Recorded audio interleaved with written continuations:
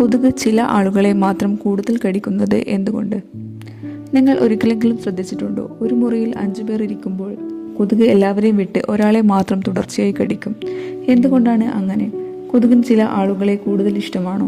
അതോ നമ്മുടെ ശരീരത്തിൽ എന്തെങ്കിലും പ്രത്യേകതയുണ്ടോ? ഇതിൻ്റെ പിന്നിലെ ശാസ്ത്രം അറിഞ്ഞാൽ നിങ്ങൾ ശരിക്കും അത്ഭുതപ്പെടും. കൊതുക് നമ്മളെ എങ്ങനെ കണ്ടെത്തുന്നു എന്നല്ലേ നിങ്ങളുടെ സംശയം? കൊതുക് ആദ്യം കാണുന്നത് നമ്മുടെ മുഖമല്ല, നമ്മൾ ശ്വസിക്കുമ്പോൾ പുറത്തുവിടുന്ന കാർബൺ ഡൈ ഓക്സൈഡ് ആണ് കൊതുകിന് ഏറ്റവും വലിയ സൂചന. ഈ വാതകം തിരിച്ചറിഞ്ഞ് അത് നമ്മളിലേക്ക് പറന്നെത്തും. അടുത്തെത്തിയാൽ നമ്മുടെ ശരീര ചൂടും ശരീരഗന്ധവും ഉപയോഗിച്ച് കൃത്യമായി ഇരയെ കണ്ടെത്തും. എല്ലാവരും ഒരേ അളവിൽ കാർബൺ ഡൈ ഓക്സൈഡ് പുറത്തുവിടുന്നില്ല.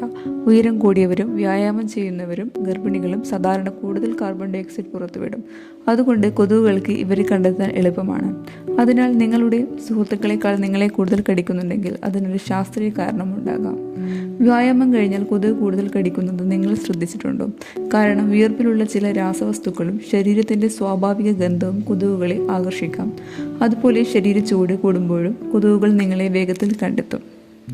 ഒരു രസകരമായ കാര്യം കൂടി, കറുപ്പ്, ചുവപ്പ്, നേവി ബ്ലൂ പോലുള്ള ഇരുണ്ട നിറങ്ങൾ ധരിച്ചാൽ ചില കൊതുകുകൾക്ക് നിങ്ങളെ കണ്ടെത്താൻ എളുപ്പമായേക്കാം. ചില പഠനങ്ങൾ പ്രകാരം O ബ്ലഡ് ഗ്രൂപ്പുള്ളവരെ ചില കൊതുകുകൾ കൂടുതൽ കടിക്കുന്നതായി കണ്ടെത്തിയിട്ടുണ്ട്.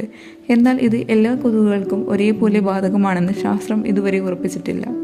അപ്പോൾ കൊതുക് നിങ്ങളെ മാത്രം കടിക്കുന്നത് ഭാഗ്യമോ ദൗർഭാഗ്യമോ അല്ല. നിങ്ങൾ പുറത്തുവിടുന്ന കാർബൺ ഡൈ ഓക്സൈഡ്, ശരീര ചൂട്, ശരീരഗന്ധം, ചിലപ്പോൾ വസ്ത്രത്തിൻ്റെ നിറം എന്നിവയാണ് പ്രധാന കാരണങ്ങൾ.